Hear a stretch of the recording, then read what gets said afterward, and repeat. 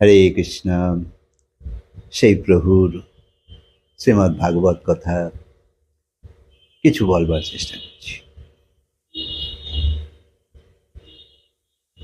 তোমার কাছে কোনো পদার্থ আছে অথবা নেই, কিন্তু যদি ওই পদার্থের মূল্য বুদ্ধি স্বীকার করে নেয়, তার মাহাত্ম্য স্বীকার করে নাও, তাহলে তুমি সেই পদার্থে আসক্ত হয়ে যাবে।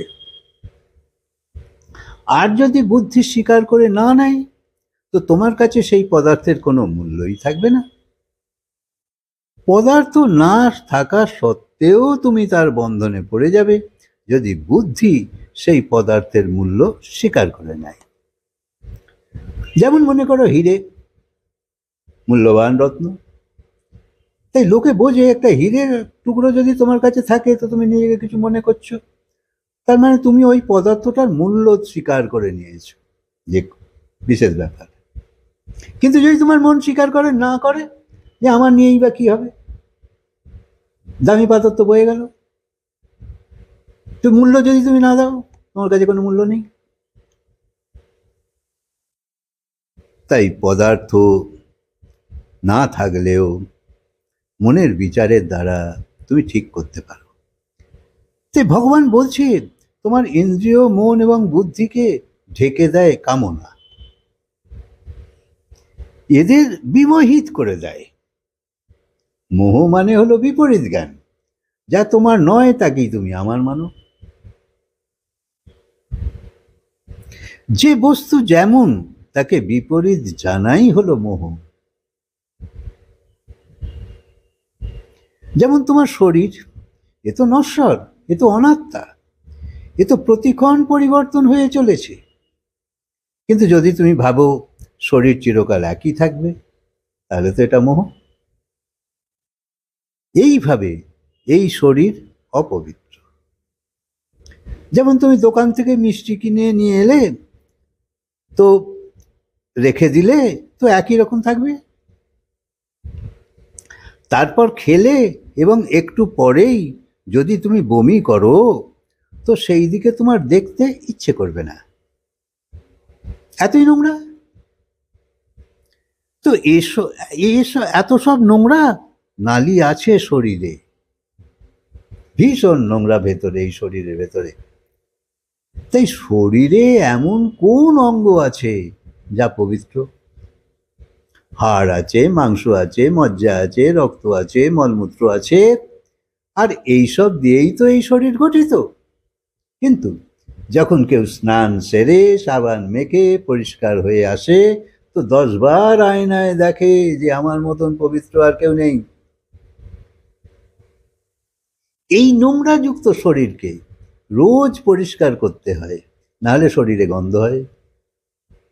তো এই অপবিত্র শরীরকে পবিত্র মানা, এটা মোহ। দুঃখের কারণ এই শরীরের জন্যেই তো। এই শরীরের মাধ্যমে তুমি সুখ পাবে, এটাও মোহ। যা অনিত্য, অসুচি, অনাত্মা, তাকে নিত্য মানা, এটা মোহ।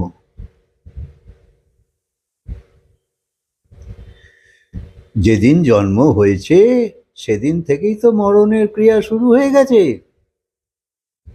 তো মোহ প্রথমে আসে বুদ্ধিতে, তারপর আসে মনে, তারপর আসে ইন্দ্রিয়তে, আর কামনা এই তিনের ওপরেই আধিপত্য স্থাপন করে।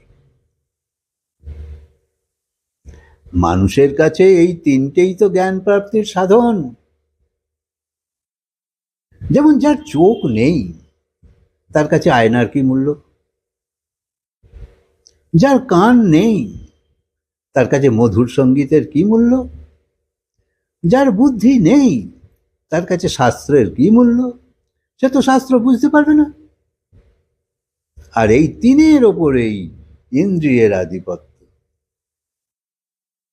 এই ইন্দ্রিয় মানুষের জ্ঞানকে হরণ করে। শরীরধারী যে আত্মা, তার জ্ঞানকে ঢাকা দিয়ে দেয়। বুদ্ধি তো আমাদের উত্থানের বা পতনের কারণ, এবং এই বুদ্ধি কামনার দ্বারা ঢাকা পড়ে যদি যায়, তখন মানুষ সত্য বা অসত্যকে ভুলে যায়।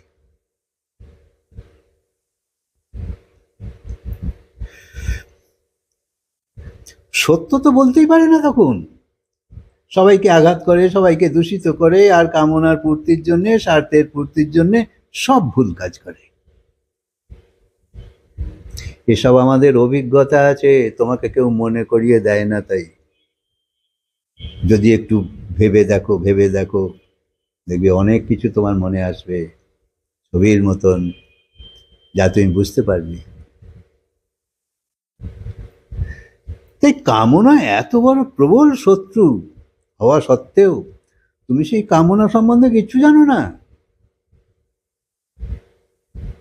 তাই ইন্দ্রিয় থেকে মন শ্রেষ্ঠ, মন থেকে বুদ্ধি শ্রেষ্ঠ, বুদ্ধি থেকে জ্ঞান শ্রেষ্ঠ, এবং জ্ঞান থেকে পরমাত্মা শ্রেষ্ঠ। সংসারে বড় হতে যদি চাও, এ তো সবাই চায়, কিন্তু রাস্তা জানে না। তাই ঠিকভাবে ব্রত করো, উপবাস করো, সংকল্প করো, তো কিছু লাভ পাবার স্থিতি তো আসবেই। সবই তো বেকার হয়ে যাবে না, সারা পাপ তো কাটবে না। আবেগের বশে কেউ বলতে পারে যে অনেক দূর থেকে গঙ্গাকে নমস্কার করলেও পাপ কেটে যাবে। আরে না না, অত সহজ নয়। যা কিছু করেছো ভুগতেই হবে। প্রার্থনার প্রভাবে অন্তঃকরণ তো শুদ্ধ হবে, কিন্তু তুমি প্রার্থনা করছো কই? জোরে জোরে চেঁচালে কোনো লাভ নেই। যেমন মন্দিরের আওয়াজ মন্দিরের মধ্যেই থাকা উচিত। মন্দির তো সংস্কার, সংস্কৃতি এবং ধর্মের জায়গা, যেখানে প্রার্থনার গুঞ্জন উঠবে, পূজা পাঠ ইত্যাদি হবে। কারণ ধরো আশপাশে, ধরো ঘরে কেউ অসুস্থ, কোনো বয়স্ক মানুষ বসে আছে, বা কোনো ছাত্র পড়ছে, তার তো অসুবিধে হবেই তুমি চেঁচামেচি করলে। তুমি ভাবছো তোমার পুণ্য হচ্ছে, কিন্তু ভগবানের খাতায় এ তো লাল কালিতে লেখা হবে। অর্থাৎ পুণ্য কামাবার সাথে সাথে পাপও তুমি করে চলেছ, আর পাপের প্রভাব তো তোমায় ছাড়বে না। তাই আর পুণ্য তোমার হলো কিনা তা কোনো ঠিক নেই। তাই বিধিবিধান ঠিক না হলে পুণ্যের ফলও ঠিক মতো পাবে না। তাই বিধি মাফিক করো। যে ঘোর ধার্মিক, রোজ পুজো করে, আবার ঘরে ঝগড়াও করে, অপরকে গালাগালও দেয়, তো তার পুজো কি কাজে লাগবে? লাগাতার নিয়ম মতো পুজো করলে তার ফল ঠিকই পাওয়া যায়। পরের জন্মে ঠিক মতন বাবা মা, সুন্দর পরিবার, বা সদ্গুরু সবই পাওয়া যেতে পারে। এই জীবনে যতটা করবে, পরের জন্মে তারপর থেকেই শুরু হবে। তাই পাপের জায়গায় পুণ্য করো। তীর্থ, ধর্মযাত্রা, ধর্ম উপদেশ, এর থেকে বিশেষ উপকার হয়। সৎসঙ্গ করো এবং তার ব্যবস্থাতে সহযোগ করো, অপরকে শোনাও। নিজের পরিবার এবং নিজের বাচ্চার জন্য তো তুমি অনেক সময় দিয়েছো, এবার ভগবানের জন্য লেগে পড়ো। ছেড়ো না, তোমার নিজের কল্যাণের কথাও তোমার ভাবা উচিত। সন্তানই শুধু সব নয় তোমার। কোনো কোনো মানুষ তখন শুরু করে যখন কোমরে বাত, হাঁটুতে বাত, হজম শক্তি দুর্বল, দাঁত পড়ে গেছে, চোখে কম দেখে, কানে কম শোনে। কিন্তু এই পরিস্থিতিতে, অর্থাৎ শুকনো ফুল ভগবানকে অর্পণ করতে চায়, কিন্তু দেরি হলেও মন তো এসেছে, এই অনেক। তাই ধর্মের জন্যে তৎপর তো হও। রাত্রির পর দিন শুরু তো হবেই। যদি পাপের দ্বারা কালিমা এসে গিয়ে থাকে, তো পুণ্যের দ্বারা কিছু শুধরে তো নাও। দেখো, গাছ থেকে পাতা ছেঁড়া সোজা, কিন্তু আবার গাছে পাতাটা জুড়ে দেওয়া সম্ভব নয়। তাই ধৃতরাষ্ট্র গান্ধারী শেষ জীবনে পাপ নাশের জন্য নিজের প্রায়শ্চিত্ত করতে চলে গেছিল। আত্মশান্তিকে খণ্ডিত করবার যেসব বস্তু বা ব্যক্তি বা ঘটনা, তার থেকে মুক্ত হও। দূর থেকেই এদের নমস্কার করো। কি কাজে লাগবে এইসব সম্পর্ক?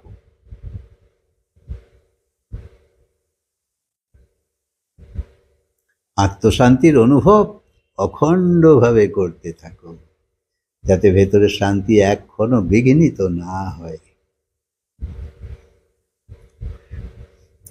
সেই সব কথা থেকে, সেই সব ব্যক্তি থেকে বা সেই সব জায়গা থেকে সরে গিয়ে ধর্মমার্গে চলতে শুরু করো। এটাই জীবনের পক্ষে লাভদায়ক। তাই তৎপর হও, ভগবানের দিকে এগোতে থাকো। দেখো, ভগবান শ্রী রামচন্দ্রকেও তো কাঁদতে দেখা গেছে। অর্থাৎ তার কোমলতার দর্শনও জগতের মানুষকে করিয়েছে। না হলে তো দুনিয়ার পাপী লোকেরা ভাববে, আমাকে কে উদ্ধার করবে? ভগবান তো নিষ্ঠুর, খালি দণ্ড দেয়, কঠোর হৃদয়, তার কাছে গিয়ে কি লাভ হবে? কিন্তু সব শাস্ত্রেই ভগবানকে দয়ালু, কৃপালু, মাফ করে দেয়, এরমই তো ব্যাখ্যা করা হয়েছে। তাই জীবের একমাত্র আশ্রয়স্থান এই হলো ভগবান, যে সবাই ফিরিয়ে দিলেও ভগবান তোমায় কখনো ফেরাবে না। তাই ভগবান মানুষকে মাফও করে, সাফও করে। তুমি যেমনই হও, যদি সর্বভাবে, পবিত্রভাবে, নির্ভয়ভাবে, নিরন্তর, যেমন তেলের ধারা, সে তেলের ধারা অখণ্ড হয়, জলের ধারা অখণ্ড হয় না, খণ্ডিত হয়। সেই অখণ্ডভাবে প্রভুর চিন্তা করো। যদি নিজে চিন্তামুক্ত হতে চাও তো এই পথে আসতেই হবে। তোমার দুঃখের একটাই কারণ, তা হলো তুমি প্রভুর চিন্তা মনে স্থান দাওনি। তাই তোমার শ্রুতি কোথাও হারিয়ে গেছে। যেমন জলের ধারা খণ্ডিত, সেই রকম কখনো পরিবারের চিন্তা, কখনো প্রতিষ্ঠার চিন্তা, কখনো পয়সা খরচ হয়ে যাচ্ছে বলে চিন্তা। এই সব যে চিন্তা, কেউ তোমায় অপমান করেছে অথবা শরীরে কোনো রোগ হয়েছে, চিন্তা তো হবেই। এই যে বিভিন্ন রকম বিঘ্ন তোমার জীবনে আসে, তার একটাই কারণ, তুমি প্রভুকে ভুলে গেছো। এই কলিযুগে মানুষ নামও করে, পুজোও করে, কিন্তু শ্রদ্ধা নেই।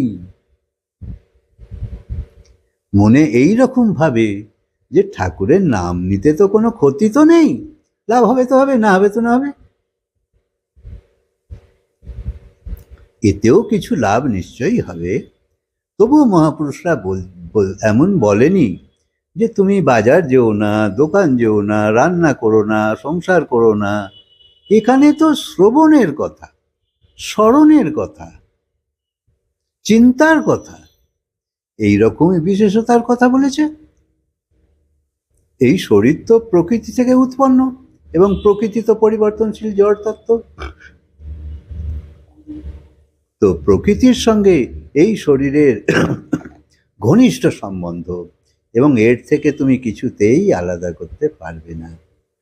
তাই প্রকৃতিকে শরীরের সঙ্গে মিশিয়ে রাখো, কিন্তু মন প্রভুতে জুড়ে দাও। হরে কৃষ্ণ। কথা আজকে বিরাম দিই, আবার বলবো।